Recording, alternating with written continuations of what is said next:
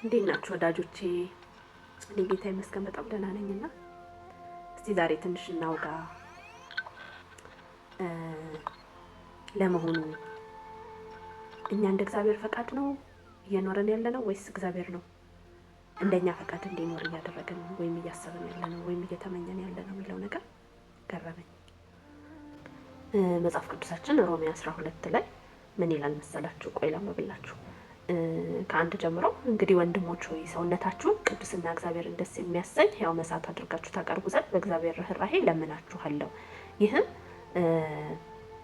እንደ ባለ አእምሮ የምታቀርቡት አምልኳችሁ ነው ይልና መልካም ደስ የሚያሰኝና ፍጹም የሆነውን የእግዚአብሔርን ፈቃድ ምን እንደሆነ ፈትናችሁ ታውቁ ዘንድ በአእምሯችሁ መታደስ ተለወጡ እንጂ ይህንን ዓለም አትምሰሉ ይላልና ብዙ ጊዜ ሰዎች የእግዚአብሔርን ፈቃድ እንዴት ነው የሚያስቡት?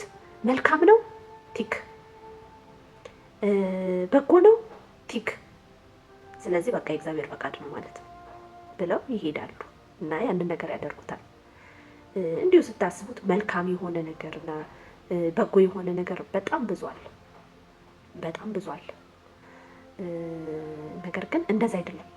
ይሄ ጥቅስ ሚስ ኢንተርፕሬት ተደርጓል። ሮሜ 12 ምንድን ነው የሚለው? ከላይ የሚያወራው ራሳችንን ሰውነታችንን ለእግዚአብሔር ሕያው መስዋዕት አድርገን እንድናቀርበው ነው። ይሄ ሕያው መስዋዕት የሚለው በብሉይ ኪዳን የሚቃጠል መስዋዕት ይለዋልና ለእግዚአብሔር ሙሉ ለሙሉ ከቆዳው በስተቀር ኢቭን የሆድ ዕቃው ራሱ ታጥቦ ተመልሶ ገብቶ ይቃጠላል እና ከቆዳው በስተቀር ሙሉ የመስዋዕቱ ተቃጥሎ ለእግዚአብሔር በሽታ መልክ የሚቀር የአምልኮ አይነት ነው ማለት ነው። እና ይህንን ነው እግዚአብሔር ከኛ የሚፈልገው፣ ሙሉ መስዋዕትነትን ነው። ብዙ ጊዜ ይሄ ጥቅስ ከምን አንጻር ሲነገር እሰማለሁ? ሰውነታችንን ቅዱስ መስዋዕት አድርጎ ስለማቅረብ ወይም ደግሞ ላለመርከስ መሞከር ወይም ኃጢአት ካለማድረግ ጋር ተያይዞ ይነገራል። ነገር ግን እኔ እንደሚገባኝ ከሆነ ሙሉውን ከአንድ ጀምሮ ስታዩት ቅዱስና እግዚአብሔርን ደስ የሚያሰኝ ሕያው መስዋዕት አድርጋችሁ ታቀርቡ ዘንድ በእግዚአብሔር ርኅራኄ እለምናችኋለሁ ይልና ይሄም አምልኮ ለአእምሮ የሚመች አምልኮ ይሆንና እዛው አንድ ፓራግራፍ ላይ ምን ይላል? መልካም ደስ የሚያሰኝና ፍጹም የሆነውን የእግዚአብሔር ፈቃድ ምን እንደሆነ ፈትናችሁ ታውቁ ዘንድ በአእምሯችሁ መታደስ ተለወጡ እንጂ ይህን ዓለም አትምሰሉ ይላል። ይህ አምልኮ ምንድን ነው? ንጹህ አምልኮ፣ ይሄ ወደ እግዚአብሔር በሽታ መልክ የሚቀርበው አምልኳችን ምንድን ነው ብለን ስናስብ እንደ እግዚአብሔር ፈቃድ መኖር ነው። መልካምና ደስ የሚያሰኝ ነገር ማድረግ ነው። ይሄ የእግዚአብሔር ፈቃድ በእኛ ህይወት ያለውን የእግዚአብሔርን ፈቃድ የትኛው ነው ብለን ደግሞ ፈትነን እንድናውቅ መጽሐፍ ቅዱስ ያዘናል። ይሄ መልካምና ደስ የሚያሰኘው የእግዚአብሔር ፈቃድ የተባለውን ነገር እኛ ፈትነን እንድናውቀውና እንድናደርገው። ይሄ ደግሞ ከምን የተለየ ነው ይላል? በአእምሮ መታደስ መለወጥ ያመጣል እንጂ ይህንን ዓለም እንዳንመስል ያደርገናል ማለት ነው። እዚህ ዓለም ላይ ከተለመደው ኖርማል ከተባለው አካሄድ ወይም ደግሞ ሰዎች አስበው ይህን አድርገው ፕላን አድርገው ከሚሄዱት አካሄድ ወጣ ያለ ይህንን ዓለም የማይመስል አካሄድ ነው። የእግዚአብሔርን ፈቃድ በጎውን ደስ የሚያሰኘውን ፈቃድ ፈትኖ መርምሮ ማወቅ ምን እንደሆነ መድረስ፣ ከዛ በኋላ ያንን ነገር ደግሞ መኖር። ይሄ ምን ማለት ነው? ሕያውና ቅዱስ መስዋዕት የሆነ መስዋዕት ነው። ሰውነታችንን፣ እራሳችንን፣ ይሄ ፊዚካል ቦዲያችንን ብቻ ሳይሆን ፈቃዳችንን፣ ጊዜያችንን፣ ነጋችንን እንደ እግዚአብሔር ፈቃድ እያስገዛን ለእግዚአብሔር ታዘን የምንኖርበት ህይወት ነው ማለት ነው። የእግዚአብሔር ፈቃድን የምንረዳው በዚህ አንጻር ነው። እና በህይወታችን ብዙ ጊዜ ጌታ ሆይ ጸሎታችንን ስንቃኘው ጌታ ሆይ ይሄንን እፈልጋለሁ፣ ይሄን ማድረግ አለብኝ፣ ይሄን ያስፈልገኛል እንላለን። ለራሳችን ፕላን እናደርግና በዛ ፕላናችን መሰረት እግዚአብሔርን እንደ አስፈጻሚ ስለምናየው ጌታ ሆይ ይሄንንም አድርግልን፣ ይሄንንም አድርግልን፣ ይሄም ያስፈልገኛል እያልን እግዚአብሔርን እናሳስበዋለን እና ጸሎታችን በሙሉ በዛ የተቃኘ ነው። ነገር ግን ይሄ አካሄዳችን ልክ ነው ወይ? እግዚአብሔር የኛ ፕሮግራም አስፈጻሚ ነው ወይ እንዴት ነው ነገሩ አልተገላበጠም ወይ እያልኩ እያሰብኩ ነበርና ብዙዎቻችን የእግዚአብሔር ፈቃድ በእኛ ህይወት ምንድን ነው? እግዚአብሔር ለእኛ ያሰበው ነገር ምንድን ነው? ወይም ደግሞ ኢን ጀነራል በእግዚአብሔር ኪንግደም ውስጥ በእግዚአብሔር መንግስት ውስጥ እኛ እንዳለን ነው ወይ የምናስበው? ይሄ የእግዚአብሔር መንግስት የራሱ የሆነ ስርዓት አለው ብለን እናስባለን ወይ? እና እኛ ለዛ ስርዓት እየተገዛን ነው ወይ? በቀላል ኤግዛምፕል ልንገራችሁ። ለምሳሌ ስለ ልጅና ስለ አባት አንድ ቤት ውስጥ ስለሚኖሩ ማለት ነው። አባት ቤተሰብ በአጠቃላይ የራሱ የሆነ ህግ አለው ማለት ነው። እና ልጅ ነው የአባቱን ህግ አክብሮ የሚኖረው ልጁ ነው እንጂ አባት አይደለም የልጅን ህግ አክብሮ የሚኖረው ወንድ ቤት ውስጥ ማለት ነው። ሲጀምር ልጅ ምን ህግ ሊኖረው ይችላል? ምንም ዲፔንዳንት ነው አይደል? አባቱ ላይ ጥገኛ ሆኖ 18 ዓመት እስከሚሞላው ድረስ የሚኖር ነው ልጅ ማለት ነው።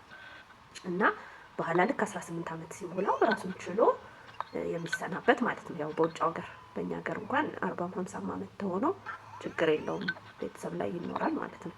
እና የቤቱን ህግ የሚያወጣው አባትየው ነው እንጂ ልጁ አይደለም። የልጁ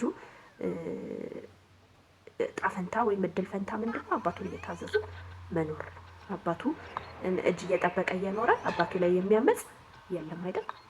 እና ምን ልላችሁ ነው፣ እኛ እንደ ክርስቲያን ስናስበው እኛ ነን የእግዚአብሔርን ፈቃድ ማድረግ ያለብን ወይስ እግዚአብሔር ነው የእኛን ፈቃድ ማድረግ ያለበት? ለመሆኑ የእግዚአብሔር ኪንግደም ውስጥ እንደምንኖር እናውቃለን ወይ? ለመሆኑ የእግዚአብሔርን አጀንዳ አገልግለን ማለፍ እንዳለብን እናውቃለን ወይ? በእግዚአብሔር መንግስት ስርዓት ውስጥ ስንኖር ይሄ ስርዓት ምን አይነት ስርዓት እንደሆነ እናውቃለን ወይ? እና ደግሞ እለት እለት የምንራመደው ነገር እርምጃችን ያንን ስርዓት ባከበረ ነው ወይ ብዬ ጠይቃለሁኝ። እና ብዙ ጊዜ ብዙ ጸሎታችን አይመለስም እና ግራ ይገባናል። እግዚአብሔር ለምንድን ነው የማይሰማን?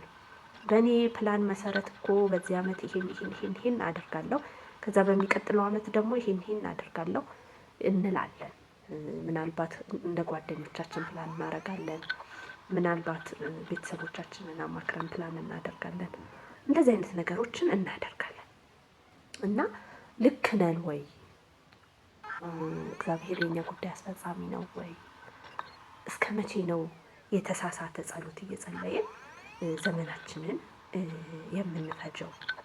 ምክንያቱም እንደ እግዚአብሔር ፈቃድ የሆነ ጸሎትን ነው እግዚአብሔር የሚሰማው ማለት ነው።